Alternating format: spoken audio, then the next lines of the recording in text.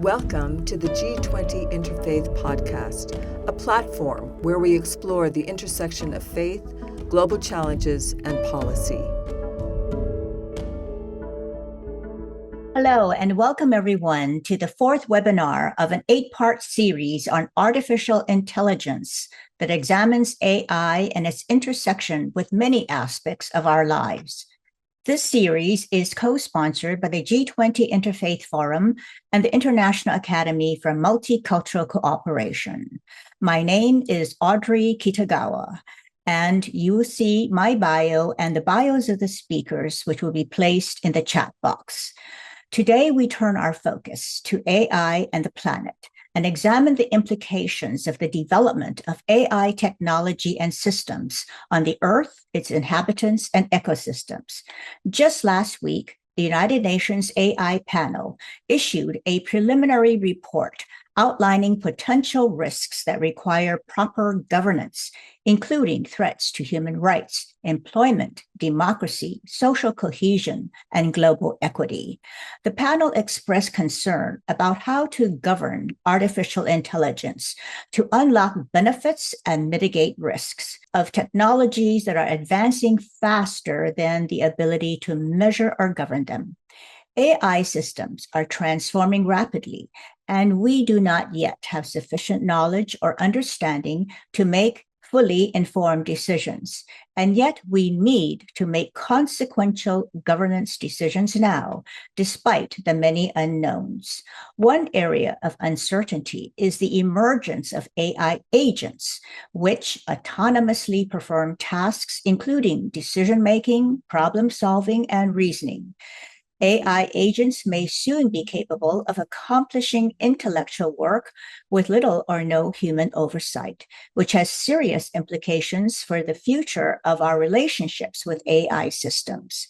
Even the companies building AI acknowledge profound uncertainty, so we are essentially building technologies whose future capabilities we do not fully understand.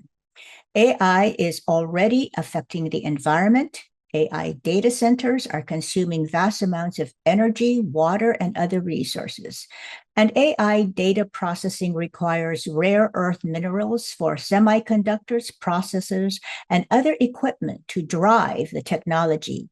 Extracting these minerals is leading to erosion, pollution of soil and groundwater, destruction of ecosystems, and human rights concerns. As we navigate this new frontier, we must consider what principles should guide AI technology as related to the planet.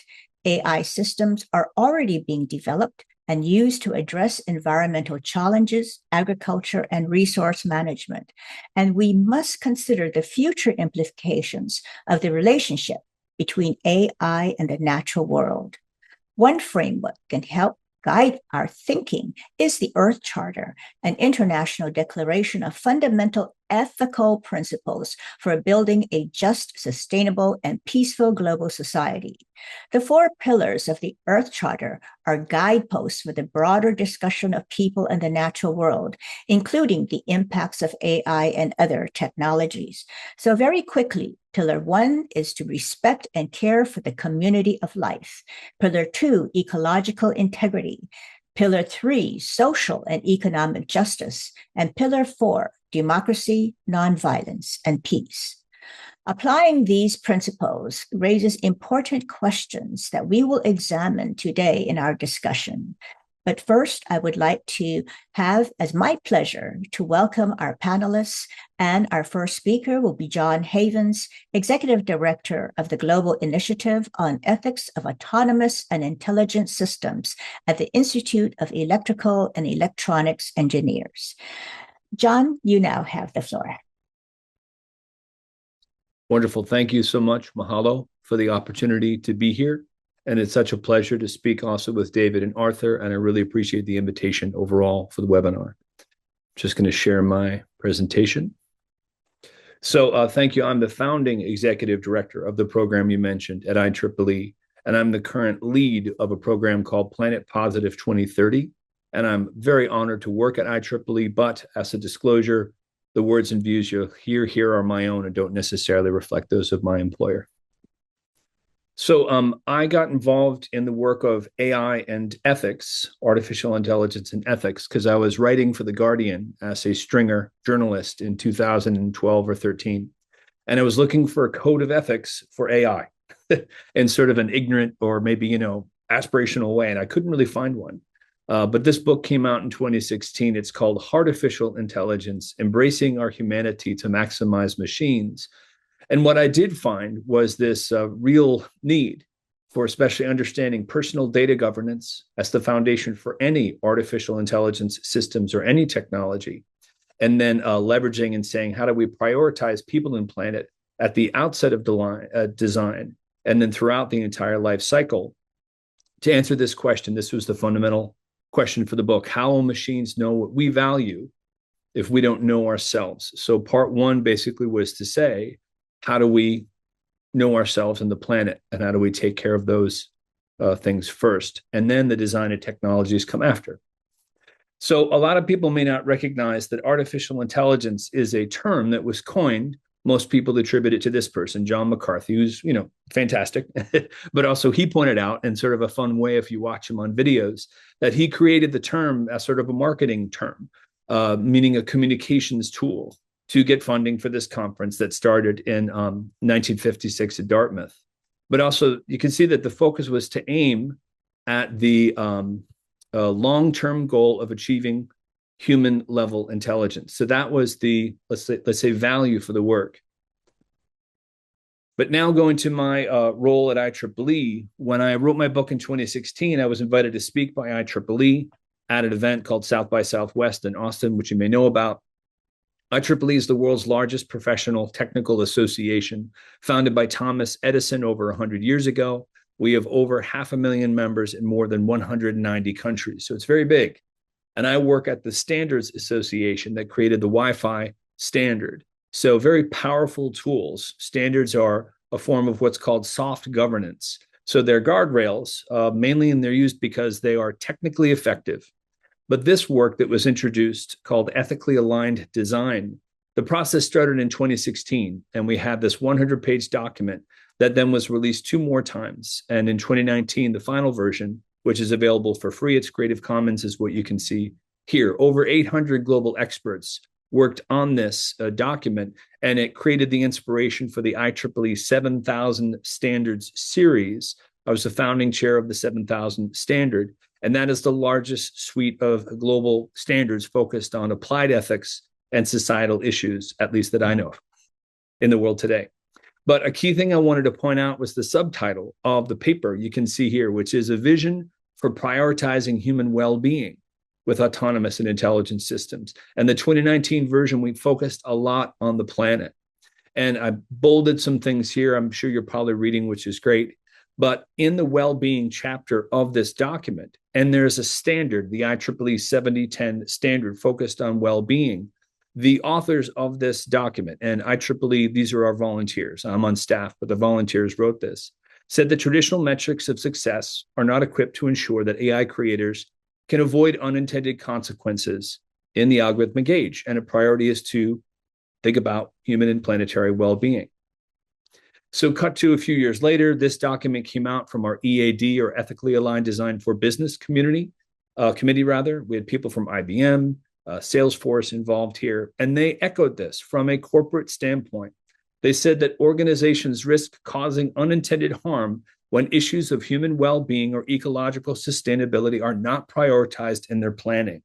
So here I haven't mentioned AI systems much more because the point is, no matter what the technology or what the design of any system is, if caregiving for people on the planet is not prioritized at the outset of design and used as a key performance indicator, as it were in business terms, throughout the entire life cycle, then what will happen is any technology built trying to avoid harm, trying to avoid risk, if people don't know how to measure for people and planet well-being or caregiving, then harms will still happen, despite their intentions. That's why these metrics are so illuminating. Things like the UN SDGs or the OECD Better Life Index or Bhutan's Gross National Happiness.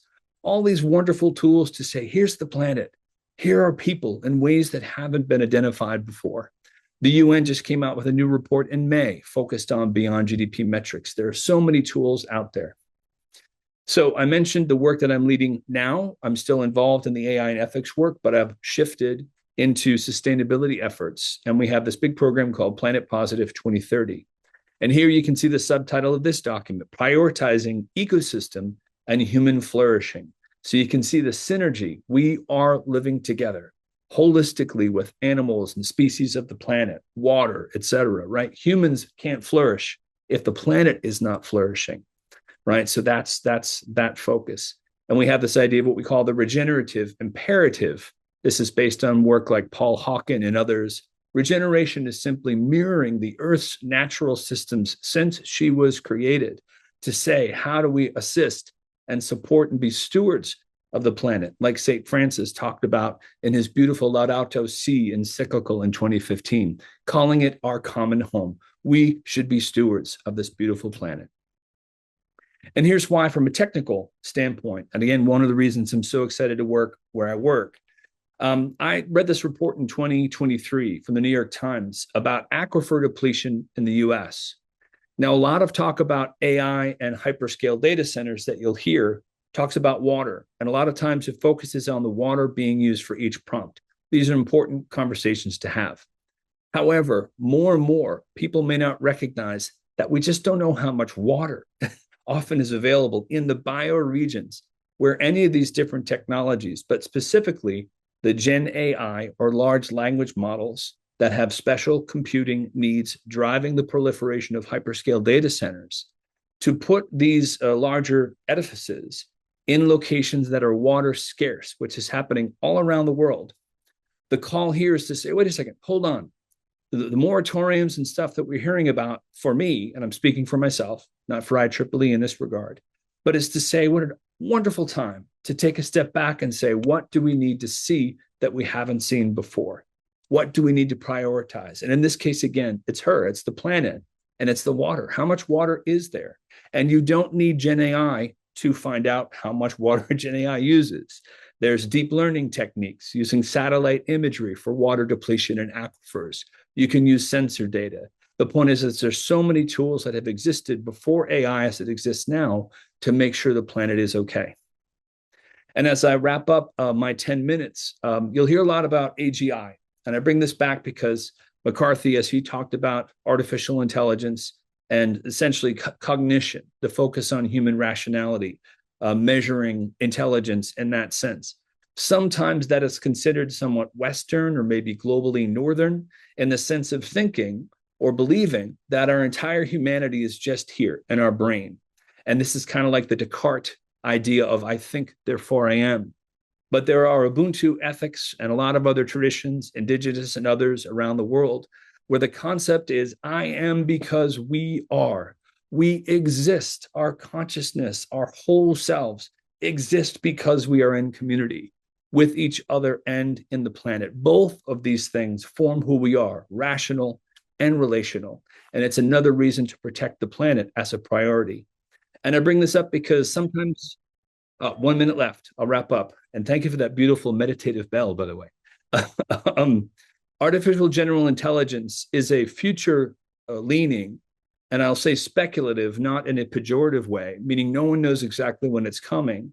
And I just found this number here from this trusted nonprofit called Mapping AI. There's over 372 definitions of what AGI means. But my call as I wrap up my talk here, and I'm so delighted again, mahalo and thank you for the opportunity to speak, is to say right now today, with that new UN report, with so many global reports and global participation, not just one region or one framing, both of who we are as people, rational and relational, we have the opportunity and the priority to put her first, put the planet first, and then we can say we can prioritize people and planet as the metrics for responsible AI, as you can see from this IEEE document here. Thank you so much, and I look forward to questions and hearing from my fellow panelists. Well, thank you so much, John Havens. And I really appreciate your framing this within the rational and relational, and of course, the implication of sacred relationality with the planet and each other. Our next speaker is Dr. David Korten, bestselling author, speaker, engaged citizen, and former professor at the Harvard Business School. So, David, you now have the floor. Thank you for bringing us together for this wonderful conversation, exploring the potential uses of AI, artificial intelligence. I actually prefer to think of it as augmented intelligence, because its highest purpose is not to replace human intelligence. Rather, it is to expand humanity's capacity to learn together. And I'm delighted to join John Havens and Arthur Dahl, both of whom have provided thoughtful leadership on the ethical challenges and opportunities presented by AI. I'd like to begin, however, not with AI, but with the larger challenge now confronting humanity. We humans are living beings born of a living Earth.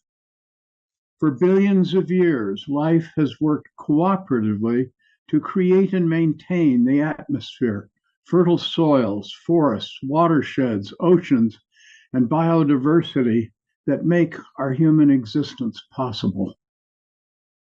Yet we have organized our economies around maximizing financial returns to the already rich rather than around sustaining the living systems on which our human existence and our human future depend. We are consuming Earth's living capital faster than it can regenerate, merely to grow the numbers we call money. Numbers that have no meaning outside of the human mind. Consequently, for the first time in human history, we possess the power to bring about our own self-extinction. Our defining challenge is therefore not to increase economic growth.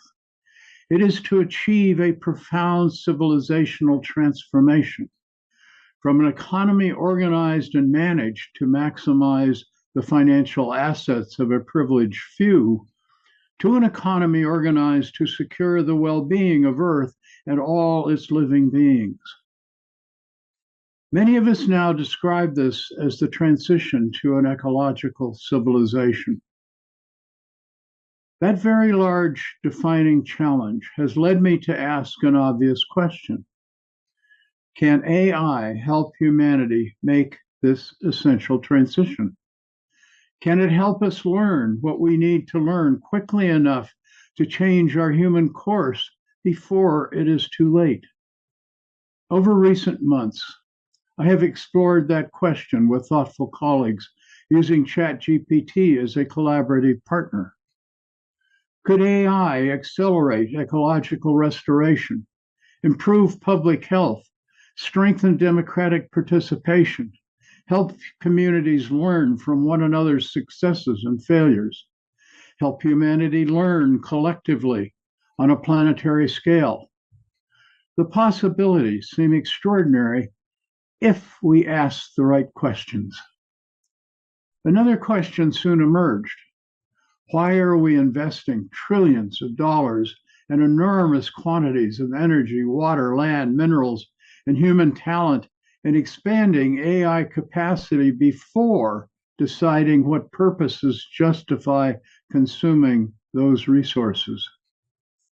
Today, the dominant applications attracting AI investment are advertising, consumer manipulation, political surveillance, financial speculation, and military weaponry. That has led me to an unexpected conclusion.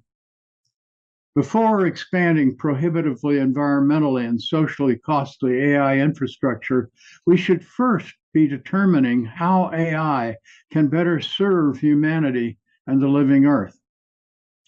Until we address that question at a very deep level, I believe we should place a moratorium on the expansion of AI infrastructure. As this conversation with my colleagues continued, an even deeper realization emerged. The issue is not merely what AI should do, it is also what AI fundamentally is. Many discussions assume that AI is becoming an independent intelligence that may eventually displace humanity. I believe that assumption misunderstands the relationship between humans and AI. AI did not create itself. It is a product of humanity's accumulated learning. It depends on an immense technological infrastructure that requires continuous human care and maintenance. Without that human support, AI simply stops functioning. Now, perhaps robots will one day perform much of AI's maintenance. Even then, however, the defining question remains unchanged. AI cannot choose its own purpose. It can only pursue the purposes embodied in the institutions that create, own, and govern it. The question before us is therefore not whether AI will become wiser than humans. It is whether humans will become wise enough to govern AI in service to life rather than to money. This brings us to the larger question of how modern humans govern the commons, the air, water, land, and other inherited resources that none of us created, yet on which we all depend. Humanity has always advanced through collective learning. Language, writing, science, and the internet each expanded our ability to learn together. Each belongs to humanity's shared inheritance. I have come to think of this shared inheritance of human learning as humanity's information commons. AI is both a product of that commons and a potentially powerful tool for strengthening it.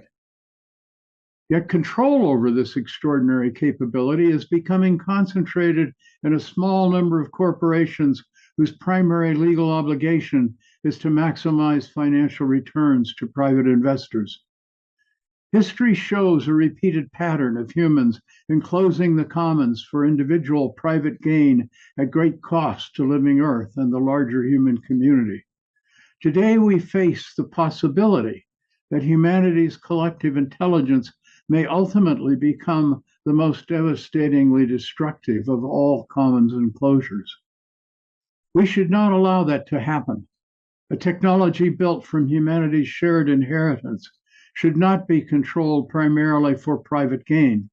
It should be governed as a commons dedicated to advancing the well-being of humanity and the living Earth. That brings me back to the proposed moratorium. The purpose of that moratorium is not to halt technological progress. Its purpose is to create space for a global conversation that AI's developers have largely avoided. A conversation about purpose. Should AI serve life or money? Only once we have answered that question should we decide the questions of AI ownership and governance. How do we organize AI to advance ecological restoration, public health, education, democratic participation, and resilient local communities? What new institutions of common stewardship are needed to ensure that AI strengthens humanity's capacity to learn, cooperate, and care for the living Earth? Only after we have answered those questions should we consider building additional AI infrastructure. The deeper significance of this conversation extends far beyond AI itself. Humanity must learn to steward many commons: the atmosphere, oceans, biodiversity, fresh water, and now information and intelligence. If we can learn to govern humanity's information commons wisely, we may also learn how to govern our other shared commons.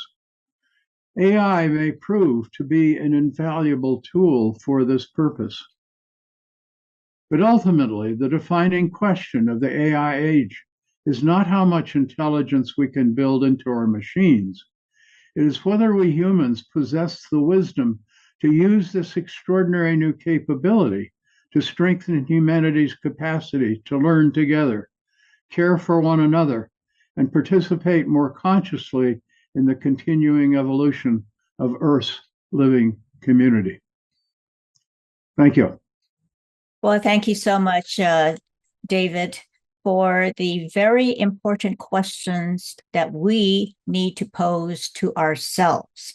And first, determining how can AI better serve humanity and the living Earth?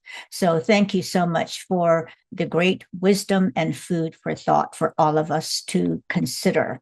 So our next speaker is Dr. Arthur Lyon Dahl, President of the International Environment Forum and former Deputy Assistant Executive Director of United Nations Environment Program. Dr. Dahl, you now have the floor. Thank you very much, and I would like to build on the excellent presentations of my preceding panelists to take this thought a little bit further along the same line of reasoning that both have presented. The challenge of AI in caring for our planet is the two more fundamental questions.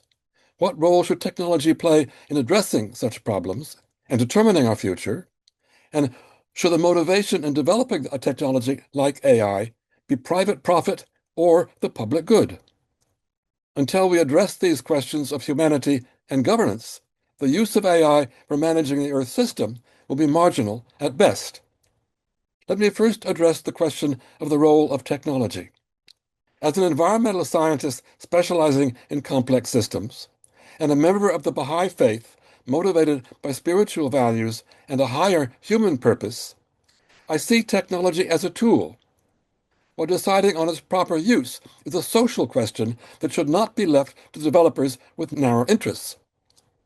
Our values and ethical concerns must come first.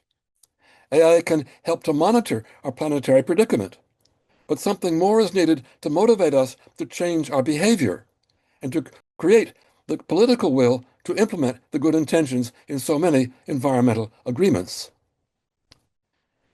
The materialistic view of human consciousness and purpose behind AI ignores the perspective of all faith traditions that we have a spiritual dimension beyond our physical and intellectual capacities, to love the divine essence, which we may call God or Allah, to overcome our lower selfish nature and rise to humble, selfless service to others, to refine our character, and to show respect and stewardship for the creation, our beautiful and fragile planet. Can we leave our spiritual growth to AI? AI could be taught to recite prayers for us, but what good would that do? AI has no soul. AI magnifies the reach and impact of social media, designed to be addictive and to reinforce confirmation biases with algorithms trained on our personal data. This gives it the potential to manipulate our beliefs and emotions, whether for political, ideological, or commercial ends, with great danger for our systems of governance, public participation, justice and equity, and unity of purpose. Cultivating emotions such as fear, hate, aggressivity, prejudice, and rejection of the other is more effective in drawing people in and creating dependence. Violence is newsworthy. The resulting identities are confirmed and reinforced even if they're damaging to society and the environment. The technologies provide a replacement for real social interaction, an alternative to true friendships, a compensation for family failures and social breakdown. In a world where religious traditions are fading or rejected, the resulting vacuum in values and belonging is easily filled by artificial AI replacements. But where does that leave our true humanity? Just as nuclear science led to both nuclear power and atomic bombs, so can AI open new perspectives for civilization or dehumanize us and trap us as passive consumers manipulated for nefarious ends while contributing to the rape of the planet. Both require strengthened global governance to encourage the former and prevent the latter. On the motivation for developing a technology like artificial intelligence, we must question the present situation where AI innovation is largely monopolized by international corporations and similar entities driven by profit and/or the desire for power and political control. They may pay lip service to the public good, but the goal of winning the race to dominance justifies any means. Venture capital is attracted by the potential ultimate returns from such a powerful technology, even if it is far from profitable at the present time. Furthermore, with the aggressive marketing of AI led by corporate interests without any governance oversight, we could become passive consumers, losing all independence and control. AI operates beyond the reach of any national or regional regulation. When the world becomes totally dependent on AI warfare, AI commerce, an AI economy, AI politics, AI entertainment, AI governance and administration, AI exploitation of resources, AI colonization of space, and everything in between, the AI monopolies will be able to profit from that dependence, to charge whatever they wish, and suck out our wealth for the benefit of the few. On the other hand, there is talk of a giant AI bubble that might burst if the financial returns are not realized. With the fragility of the present economic system maintained by debt everywhere, the consequences could reach far beyond the technology sector itself. AI has extensive environmental and social impacts that are ignored when developed for short-term economic returns. Data centers have enormous energy consumption and massive requirements for water for cooling. The present competition between corporate interests to win the infrastructure investment race may duplicate capacities and multiply environmental impacts. Beyond the short term, the massive investment in AI infrastructure will inevitably lead to volumes of electronic waste that we cannot cope with. This is the negative side of motivation for profit, which is dominant at the moment. Efforts to regulate AI are strongly resisted, with powerful lobbies, almost unlimited financial resources, and the easy temptation of corruption. But there are positive motivations for AI as well.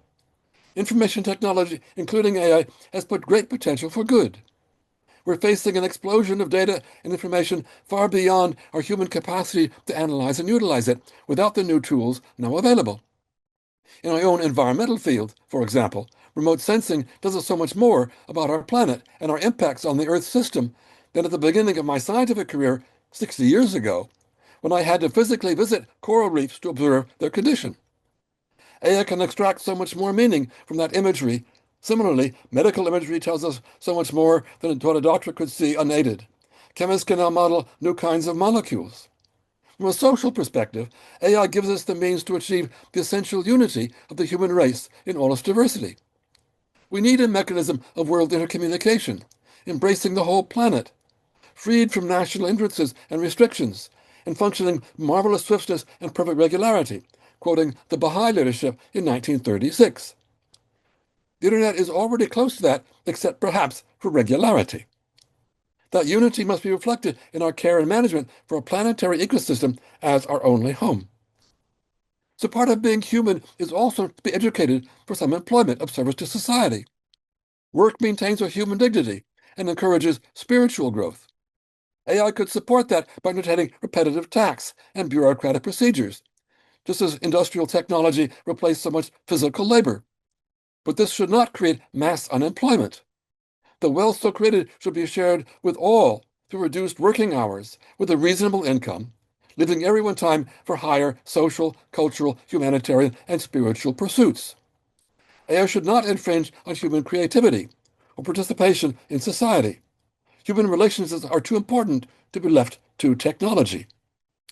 A relationship with nature also has spiritual as material significance. Children need to grow up with some contact with nature, whether gardening, farming, caring for animals, visiting natural areas. Direct experience of nature can facilitate healing. The beauties and marvels of nature reflect divine qualities that can inspire us. Digital representations do not have the same profound effects on us as real contact with nature. So AI governance is so important. Within this framework of essential human values, when institutions of governance able to encourage the flowering of supportive technologies like AI, while regulating their misuse and destructive exploitation. The aim should be public service, not private profit. A reformed or renewed United Nations, responsible not only for peace and security, economic and social development, and human rights, but also for the sustainable management of our Earth system, founded on the best science, could legislate for the common good and rein in the destructive uses of many technologies. We cannot leave private interests, secular ideologies, and autocrats free to destroy our planetary home and undermine the peace, love, and unity that is our birthright. There's no technological fix for the environmental crises facing the planet. Complex ecosystems and the Earth system processes and cycles are far beyond what any technology or AI can imitate or replicate. The only real solution is to preserve, restore, or regenerate what nature has evolved over millions of years to permit life on this planet and to pass that heritage on to future generations. We need to ask what kind of civilization we want going forward. Give priority to human well-being, both material and spiritual, with respect for the planetary boundaries of the Earth system, and then select those ways that are more effective governance can allow AI to fill that vision of moderation. Then we can address the challenges of AI going forward. But there's a more fundamental foundation of reform our society as a whole, which will allow us to UA properly. Thank you very much for your attention, and I appreciate contributing with our two other panelists to the discussion that will follow. Well, thank you so much, Arthur Dahl, for your presentation and the importance of being motivated by our spiritual values, and that values must come first. So now we will open the floor to questions and answers. Please feel free to put your questions to our panelists in the question and answer box. And we will take the questions as they are put into the question and answer box. So don't be shy. Start putting in your questions. And we will have 15 minutes now to go ahead and have this question and answer period. So nothing in the question and answer box. Then let me begin by asking John Havens this first question. John, why is it important to use the term AI systems versus saying artificial intelligence? Well, thank you, Audrey, and thank you to my fellow speakers. I just learned a ton, so I'm still digesting. Thank you for your presentations. First of all, having worked a lot in personal data governance, sometimes people don't recognize that all AI systems, by and large, use human data or environmental data as the basis for any algorithmic or agentic action on top of that data. So where personal data governance is not, I also believe from a spiritual standpoint, prioritized, then human agency, the ability to have the right to choose whatever value systems you might want to choose, are not there. And then the other thing that we've talked about, the term AI, mostly what we're probably talking about on the call, and I defer to David and Arthur if I'm not saying this correctly, but generative AI or large language models are what most of society today calls AI, because in November of 2022, ChatGPT was introduced, and that's how most people learned how to use a form of AI, which makes sense. But, and I think Arthur, I'd love to hear your thoughts on this, coral reef and medical imaging, and long before 2022, machine intelligence, deep learning. There are a lot of techniques that don't require the computing and energy and water needs of Gen AI that still bring so much wonderful insights and wisdom. So AI systems reminds people you have to think about the data governance. And then there are other tools besides generative AI that should be prioritized as part of these moratoriums that I completely agree with David and I think Arthur about as well. Oh, thank you so much. We do have a question from Barbara Mueller. And Barbara, thank you so much for joining us today. She is the widow of Robert Mueller, who was the Deputy Secretary General of the United Nations. So she has a question that I will pose to David Korten. And her question is, what question would you ask AI now for our common good and to save our environment? Yeah, that's a very foundational question. I think actually, as we're having this conversation, I find my own thinking going a little ever deeper into the questions that we face as a species. We tend to think of the questions we're asking AI in terms of how they relate to human well-being.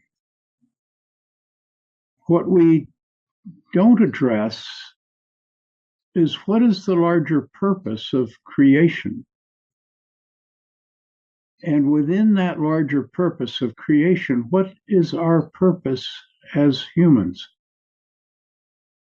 Was creation created for us? And so is this about our well-being, our happiness and satisfaction?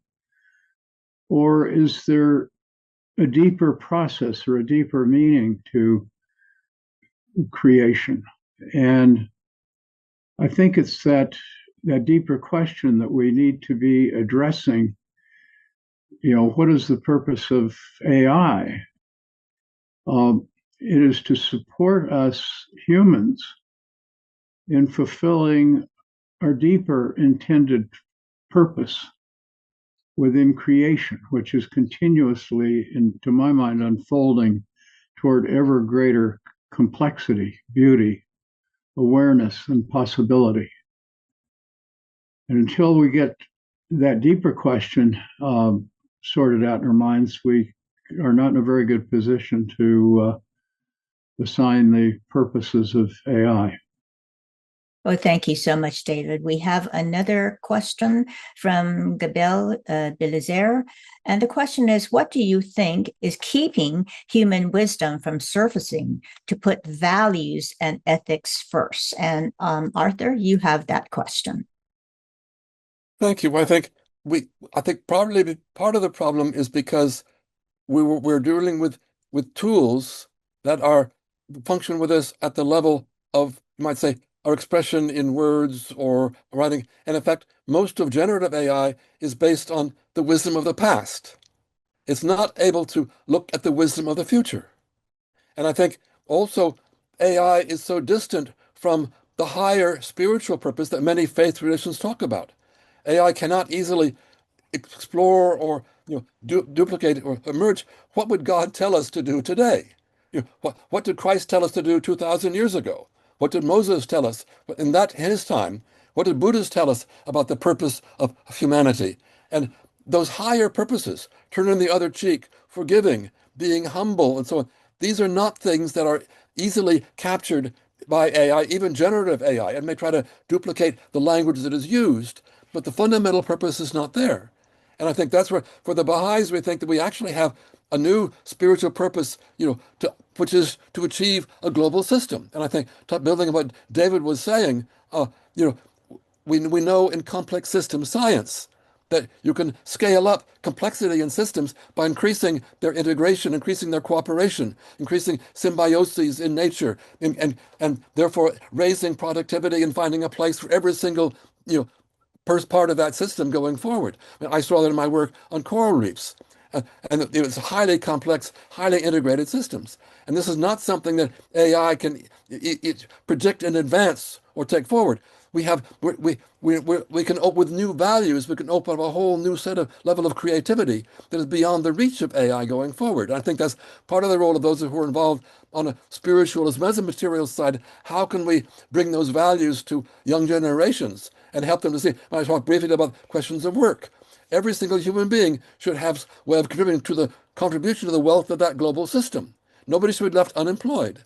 And yet, too much AI today is simply trying to increase profits by reducing employment, replacing people, throwing them out of work in order to raise the profits of those who are generating it. So the motivations are wrong and taking us the wrong direction. So that's why we have to go back to our spiritual values. That's the real purpose, is to raise the higher level, which is beyond the reach of AI. Well, thank you so much, Arthur. And I think you answered the second half of that question that she had.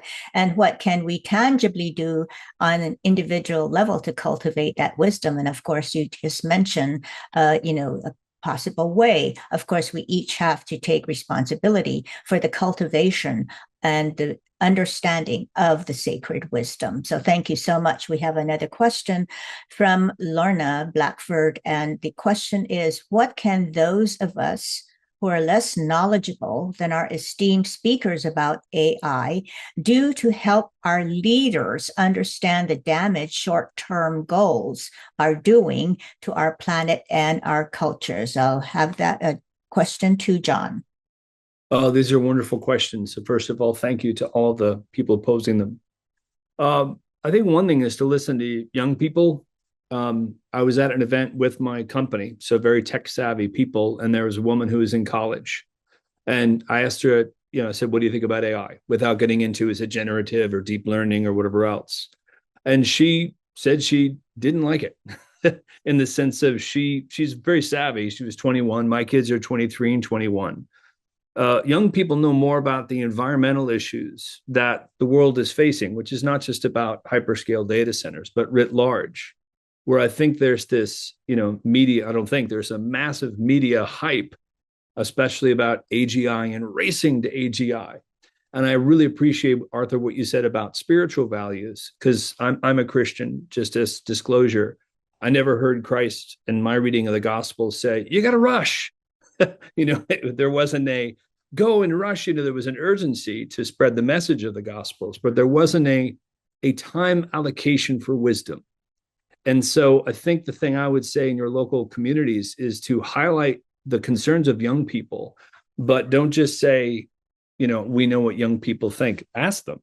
And where, you also pointed out, both David and Arthur, aspects of jobs. I'm an artist, I'm a writer and a musician. Gen AI, in particular, these tools oftentimes harvest using what's called, training models, training LLMs on the intellectual property and works of others. That's a spiritual issue and a value to also say, how do we protect that? And then as we move forward, we have the opportunity maybe for remuneration for jobs based on our intellectual property and our data.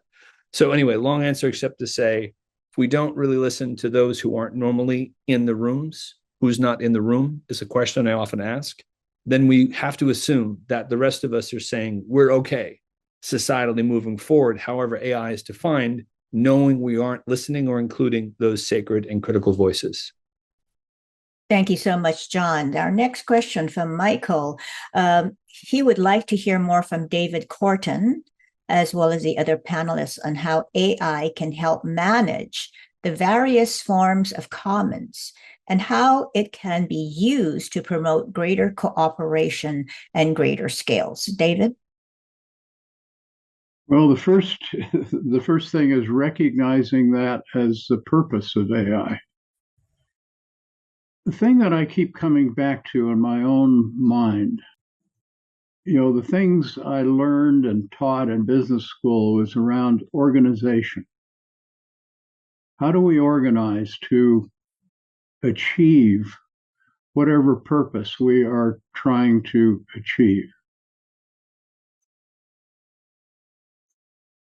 And the major problem that we now face as a species is that we've gotten ourselves so tied up around maximizing the production of money, which is nothing but a number that has no meaning outside of the human consciousness. The deepest lesson I learned about organization came from a conversation years ago with Dr. Maywan Ho, a microbiologist,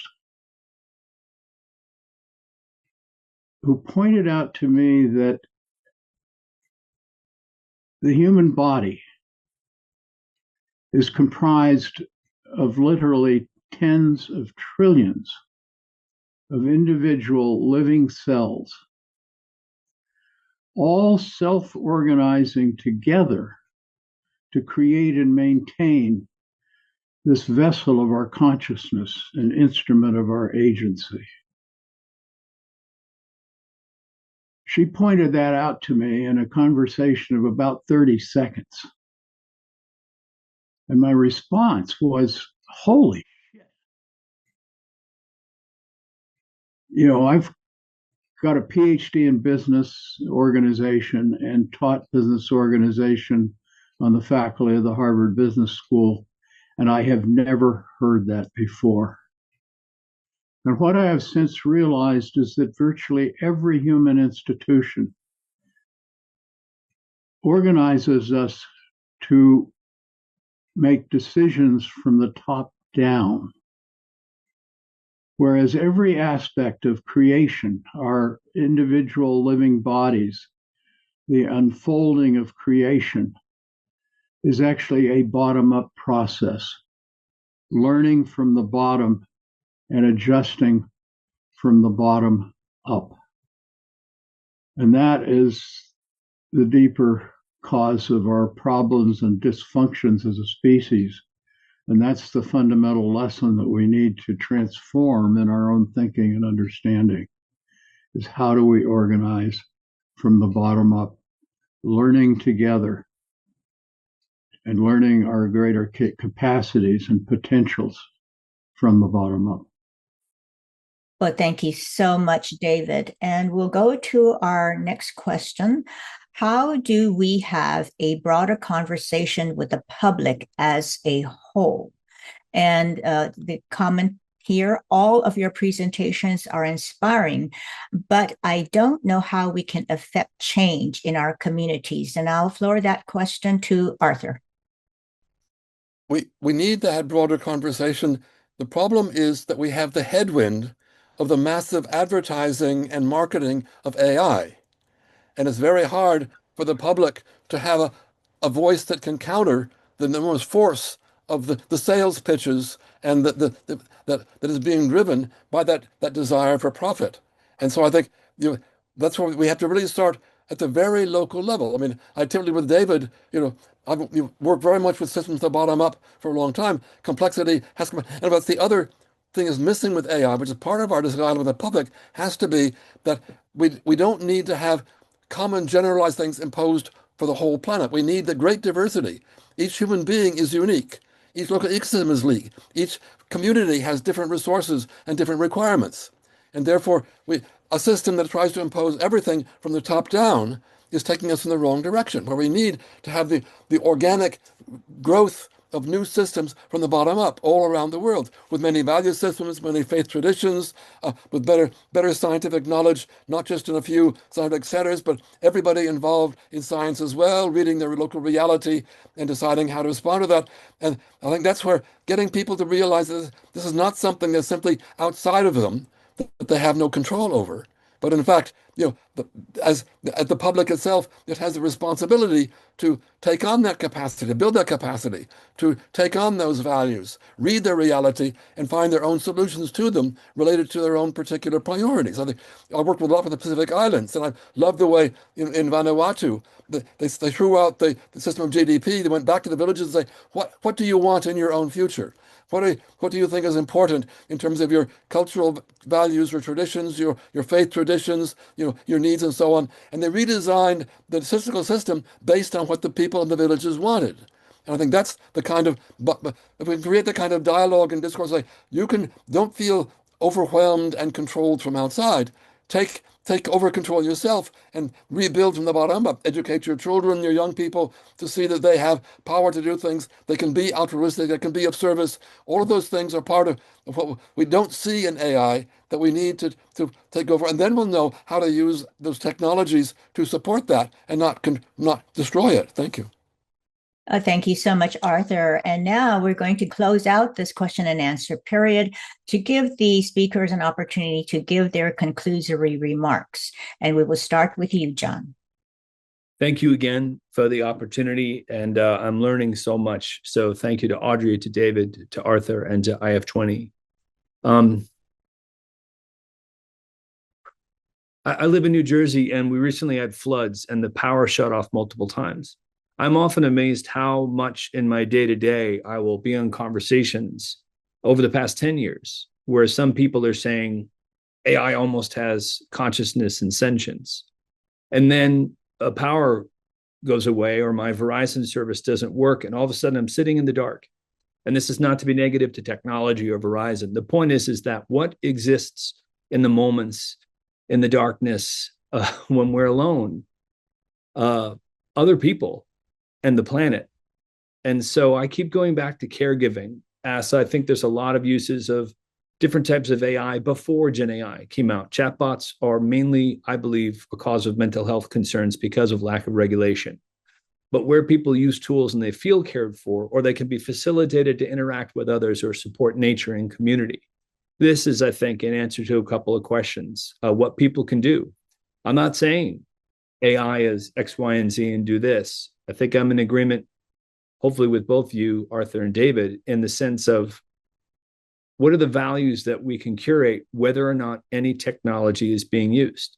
And if we're going to be loving others and taking care of the planet, and I'll go with this as a final thought, water is what we should be prioritizing over any technology, knowing how much is there. And spiritually, most major global spiritual or faith-based traditions honor water either directly as a spiritual entity or through intercession to meet with the divine, in the sense of the Holy Spirit and say baptism. So caregiving of ourselves, others, and the planet, that is what I would say to prioritize. That's the medium that needs to be the message, to quote Marshall McLuhan, not AI. We've heard enough about AI. The technologies can be used once we prioritize caregiving for ourselves, others, and the planet. Thank you. Thank you so much, John. So, David, your conclusory comments, please. The thing keeps coming back to my mind is the deeper our understanding of creation and every aspect of creation is a growing recognition of the interdependence. When I mentioned the story about our human bodies and the interaction between tens of trillions of individual cells to create and maintain the conditions essential to our human existence. But we apply that on a larger level to the existence of life in its entirety. It depends on these extraordinary, why, so far as we know, Earth is the only planet that can sustain life as we know it because of the conditions that Earth maintains. And how does that happen? It's actually a consequence of life organizing to create and maintain the conditions of atmosphere and water and nutrients and all of the things that are distinctive to this planet as a result of what life does. And if we're going to create a healthy planet and the healthy living systems that our own being depends on, but also that Earth's ability to organize as a living planet, we have to be focused on these interrelationships. And I find in my use of AI, it is a tremendous tool for helping instantly bring into our consciousness the interdependence of life. Now, this all depends on what questions we ask AI. That's the secret. What are the questions that we ask? And those will be the answers that AI tends to provide. And I do find an extraordinary tool in that regard. Thank you so much, David. So, conclusory remarks, Arthur. I think that we have to acknowledge that we put too much emphasis on technology. We think technology is going to solve our problems, and it's sold because the economic system sees that as the way it can profit. I mean, it profits from building technology, but the problem is the motivation of the economic system. It was designed to concentrate wealth for the rich and powerful, and the foundation laid back in colonial times. The underlying assumptions about human nature as selfish and aggressive are at the foundation of much of what we see today. We have to be aware of how we're can be manipulated by the technology, be conscious of the high environmental impact that it has on energy and water and on nature in general. We need to reconnect with nature and only use the technology where it can then have specific uses that are helpful to us.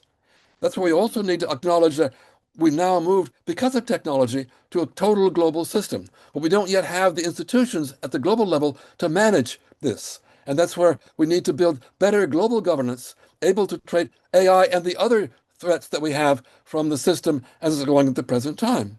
And I think that's how building that sense of global oneness in our diversity is how we can find a better vision of the future, which is saying that our real purpose is not simply to live better materially. That's the foundation, but that should enable us to rise above it and do much more in culture, in art, in science, in spirituality, or the higher human purposes that should be the real civilization of the future beyond what we have today. Thank you. Thank you so much, Arthur. And I want to thank all of our panelists, John Havens, David Korten, Arthur Dahl. This has been truly a multifaceted and fascinating discussion and very profound perspectives on AI and the planet. And whatever the future holds, we must be equipped to navigate the landscape, fully awake and guided by our highest principles, values, and conscience. And today's discussion also reinforces the value of relationships, and we exist in interdependent relationships with all of life, and our wisdom and knowledge are indelibly shaped by these relationships and the context in which they exist.